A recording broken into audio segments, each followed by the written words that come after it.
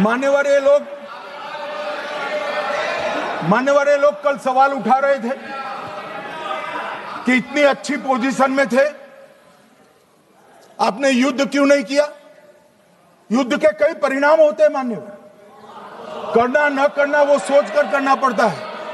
मगर मैं इसी देश के इतिहास से कुछ घटनाएं बताना चाहता हूं। 1948 में मान्यवर कश्मीर में हमारी सेनाएं निर्णायक बढ़त पर थी। सरदार पटेल ना बोलते रहे, जवाहरलाल नेहरू जी ने एक तरफा युद्ध विराम कर दिया। और मान्यवर मैं बड़ी जिम्मेदारी के साथ कहता हूं, मैं इतिहास का विद्यार्थी हूं, पाक ऑक्यूपाई कश्मीर का अगर अस्तित्व है तो जवाहरलाल नेहरू जी की ये युद्ध विराम के कारण है। इसका जिम्मेदार जवाहरलाल नेहरू है। मान्यवर 1960 में सरदार पटेल ने विरोध किया था, गाड़ी लेकर आकाशवाणी तक गए थे, घोषणा न करते दरवाजे बंद कर दिए थे। मान्यवर 1960 में सिंधु जल पर भौगोलिक व रणनीतिक रूप से हम बड़े मजबूत थे और उन्होंने सिंधु समझौता क्या किया? 80% भारत का पानी पाकिस्तान को दे दिया। मान्यवर 62 के लड़ाई की बात मैं बाद में करता हूं। 65 की लड़ाई में हाजीपीर जैसे स्ट्रेटेजिक जगह पर हमने कब्जा किया था। 66 में उसको लौटा दिया गया। मैं 71 के युद्ध की भी बात करना चाहता हूं। मान्यवर 71 में कल राजनाथ जी ने भी बताया, पूरे देश ने इंदिरा जी का समर्थन किया। उन्होंने पाकिस्तान के 2 टुकड़े कर दिए।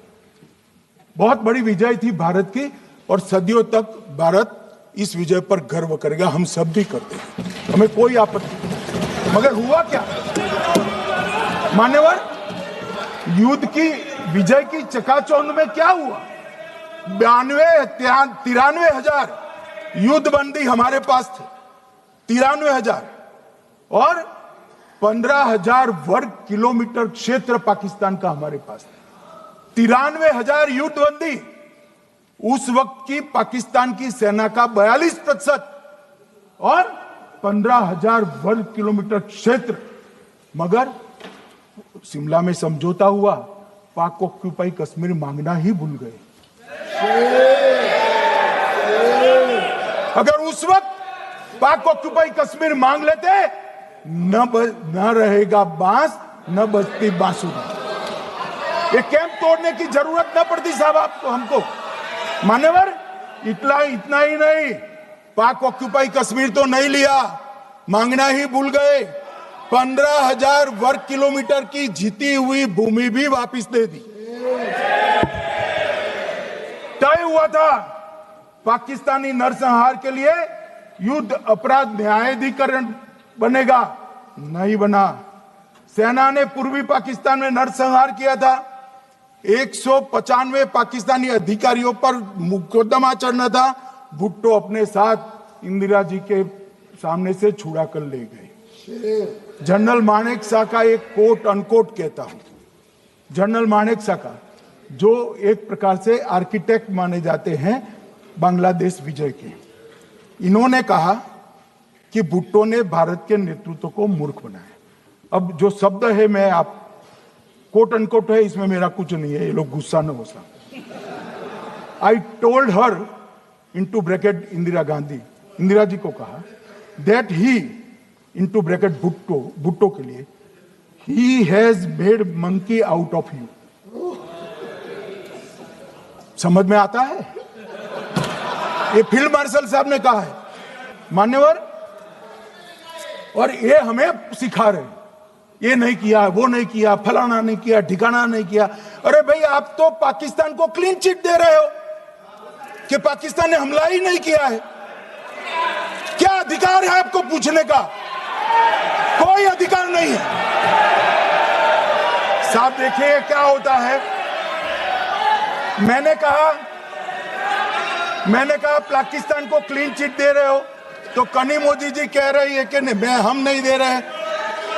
कनी मोदी जी, माननीय अध्यक्ष जी, आपके माध्यम से मैं कनी मोदी को बताना चाहता हूं, माननीय सदस्य जी को, कि वो कह रही है हमने नहीं दिया, मगर जिसके साथ बैठते हो उसका दोस्त तो आपके सर पर आएगा ना। चिदंबरम जी कर रहे हैं, आपके राज्य से है, कांग्रेस के प्रमुख नेता है, देश के पूर्व गृह मंत्री कह रहे हैं कि पाकिस्तान ने आतंकवादी नहीं भेजे थे। क्या क्लीन चिट देना चाहते?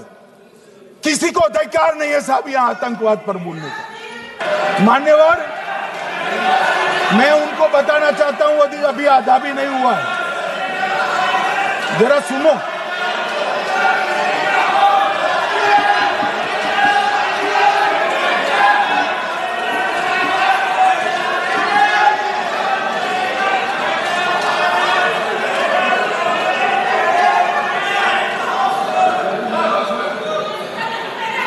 मान्यवर,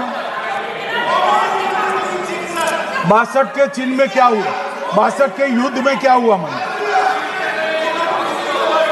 ये अभी कल कुछ कांग्रेस के सदस्य चीन का सवाल पूछ रहे थे, मैं आज पूछना चाहता हूं 62 के युद्ध में क्या हुआ? 38,000 वर्ग मीटर, पूरा सदन ध्यान से सुने, 38,000 वर्ग मीटर अक्साई चीन का हिस्सा चीन को दे दिया गया। और वर्ग किलोमीटर ही बोला, वर्ग किलोमीटर। और मान्यवर, ऐसी ही चर्चा उस वक्त सदन में हुई। मैं तो बड़ी गंभीरता से जवाब दे रहा हूं, मुझे बोलने नहीं देते। जवाहरलाल नेहरू जी ने क्या कहा? वहां घास का एक तिनका भी नहीं उगता है, वो जगह को क्या करे। तो एक संसद सदस्य ने, नेहरू जी का सर मेरे जैसा था, महावीर प्रसाद त्यागी जी ने कहा कि आपके सर पर भी एक बाल नहीं, वो चीन बेच दे क्या? मान्यवर इस तरह से जवाब देते थे, नॉन सीरियस टाइप के जवाब। और कल गोगोई जी बड़ा बड़ा उछल उछल कर बोल रहे थे। अरे गोगोई जी, आपको मालूम है उन्होंने चीन के बारे में, आसाम के बारे में क्या कहा था? आसाम को आकाशवाणी पर बाय बाय कह दिया था। रिकॉर्डिंग है, रिकॉर्डिंग है।